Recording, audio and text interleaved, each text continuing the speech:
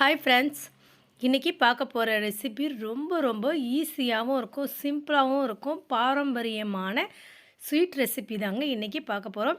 இந்த ரெசிபி செய்கிறதுக்கு ரொம்ப நேரம் ஆகாதுங்க. ஒரு முறை ட்ரை பண்ணி பாருங்கள். அதுக்கப்புறம் அடிக்கடி இந்த ஸ்வீட் ரெசிபியை வீட்டில் செய்து கொண்டே இருப்பீங்க. இப்போ வாங்க இந்த ஸ்வீட் ரெசிபியை எப்படி செய்யலான்னு பார்க்கலாம்.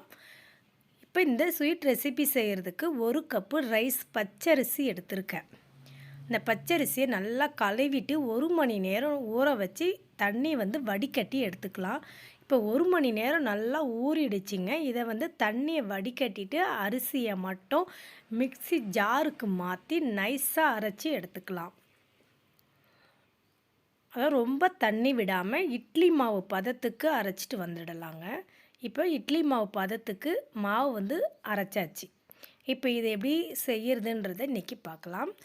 இதை செய்யறதுக்கு ஒரு பாத்திரத்தில் தண்ணி ஒரு 1/2 லிட்டர் தண்ணி அளவுக்கு எடுத்திருக்கேன். இதில் கடலைப்பருப்பு இது ஒரு 1/2 மணி நேரம் கழுவிட்டு எடுத்து ஊற வச்சுருக்கேன். ஒரு பிடி எடுத்தால் போதுமானது. இதை இந்த தண்ணியில் சேர்த்துட்டு ஸ்டவ்வை ஆன் பண்ணிவிடுங்க. இந்த பருப்பு ஒரு 1/2 வேக்காடு வெந்ததும் அதுக்கப்புறம் அந்த அரைச்சி வச்ச மாவை ஊற்றி கிண்டிடலாம். இப்போ இது நல்லா வெந்துட்டுருக்குங்க. இப்போ வெந்துடுச்சான்னு பார்த்துடலாம். இந்த மாதிரி எடுத்து உடைச்சிங்கன்னா இந்த மாதிரி உடையணும். இந்த அளவுக்கு இருந்தால் போதுமானது. இந்த அளவுக்கு இருந்தால் போதும். பதம் கரெக்டாக இருக்குது.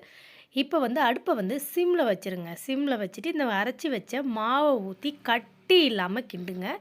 நீங்கள் அடுப்பை ஃபாஸ்ட்டாக வச்சிங்கன்னா சீக்கிரம் கட்டி ஆகிடும். அதனால தான் அடுப்பை ஸ்லோவில் வச்சுட்டு கரண்டியை வச்சு நல்லா கிண்டி விட்டுக்கிட்டே இருங்க. இந்த கட்டி இல்லாமல் உடச்சி விடுங்க. அந்த மிக்ஸி ஜாரில் இன்னும் கொஞ்சமாக ஒரு 1/2 டம்ளர் தண்ணி ஊற்றி கழுவி இதில் சேர்த்துக்கலாம். ஏன்னா கொஞ்சம் தண்ணியாக இருந்தால் தான் இந்த அரிசி மாவு நல்லா வெந்து வரும். அதுக்காக தான். இதுக்கு கொஞ்சமாக சால்ட்டு சேர்த்துக்கோங்க. இதில் ஸ்வீட் சேர்க்குறதுனால கொஞ்சம் சால்ட்டு சேர்த்திங்கன்னா ஸ்வீட் அதிகமாக தெரியும். ரொம்ப ஸ்வீட் இழுக்காது. இப்போ இது நல்லா வெந்துடுச்சிங்க. நல்லா கெட்டியாகவும் வந்துடுச்சு. நிறைய இந்த பருப்பு ஒரு பிடி தாங்க போட்டோம். எந்த அளவுக்கு இருக்குது பாருங்கள். இப்போ இது நல்லா வெந்துடுச்சிங்க. இப்போ வெல்லம் அரிசி எடுத்த கப்பால் 1/2 கப்பு அளவுக்கு வெல்லம் சேர்த்துக்கிறேன். வெல்லத்தில் கல்லும் மண்ணும் இல்லாமல் இருக்கிற மாதிரி பார்த்துக்கோங்க. அப்படி இருந்துச்சுன்னா நீங்கள் கரைச்சி வச்சு கொஞ்சம் நல்லா கெட்டியாக்கின பிறகு அதுக்கப்புறம் இதில் ஊற்றி கிண்டுங்க. நான் சுத்தமாக இருக்கிற வெல்லத்தை தான் இன்றைக்கி சேர்த்துருக்கேன். சேர்த்துட்டு இந்த வெல்லம் நல்லா கரையணுங்க. கரையிற அளவுக்கு சிம்லேயே வச்சுட்டு நல்லா கிண்டி விட்டுக்கிட்டே இருங்க. அந்த வெல்லம் கட்டியெல்லாம் உடஞ்சி மாவோட மிக்ஸ் ஆகணும். மிக்ஸ் ஆகின பிறகு தான் நீங்கள் ஸ்டவ் ஆஃப் பண்ணணும். இப்போ நல்லா வெல்லம் கரைஞ்சி வந்துடுச்சிங்க. இப்போ இந்த பதம். இப்போ இந்த ஸ்வீட் ரெசிபியை எப்படியெல்லாம் அலங்கரிக்கலான்னு பார்க்கலாம். இதுக்கு ஏலக்காய் ஒரு 2 ஏலக்காய் பொடி பண்ணி இதில் தூவிடுங்க. தூவிட்டு 1 கப்பு தேங்காய் துருவல் சேர்த்துருக்கேன். நான் மிக்ஸி ஜாரில் சேர்த்துருக்கேங்க. துருவிட்டால் ரொம்ப நீளமாக இருக்கும். கசகசப்பு இருக்காது.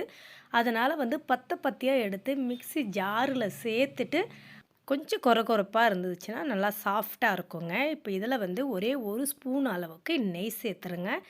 நெய் சேர்த்துட்டு கிண்டி விட்டுருங்க. இப்போ ஸ்டவ்வை ஆஃப் பண்ணிவிடுங்க. நெய் சேர்த்ததுமே ஸ்டவ்வை ஆஃப் பண்ணிவிடுங்க. இல்லைனா நெய் வாசம் போயிடும். இப்போ இந்த ஸ்வீட் ரெசிபியை செய்கிறதுக்கு இன்னும் முக்கியமானது இட்லி தட்டு எடுத்துருக்கேங்க. இதில் கொஞ்சமாக நெய்யை தடவிக்கோங்க.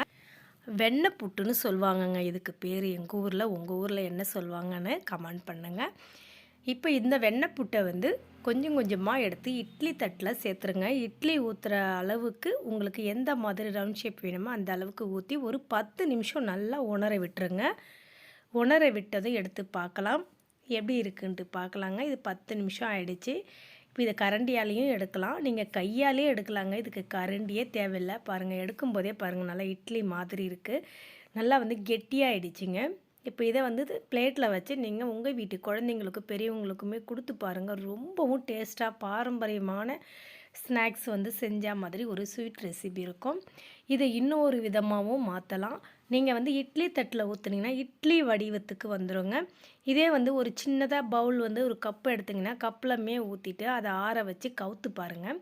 இப்போ இதை ஆற வச்சு வச்சுருக்கேன். இப்போ இதை கவுத்தா இந்த ஷேப் எப்படி வருதுன்னு பாருங்கள். உங்கள் வீட்டில் இருக்கவங்களுக்கு எந்த மாதிரியான ஷேப் கொடுத்தா சந்தோஷப்படுவாங்களோ அந்த அளவுக்கு நீங்கள் செய்து கொடுத்து பாருங்கள். இப்போ பாருங்கள், பார்க்கும்போதே அது எவ்வளோ வித்தியாசமாக எவ்வளோ அழகாக இருக்குது பார்த்தீங்களா? அப்படியும் இல்லைன்னா உங்களுக்கு சுட சுட சாப்பிட்ணுன்னா இந்த மாதிரி ஒரு சின்ன கப்பில் சூடாக எடுத்து ஒரு ஸ்பூன் போட்டு அப்படியே சாப்பிட கொடுங்க.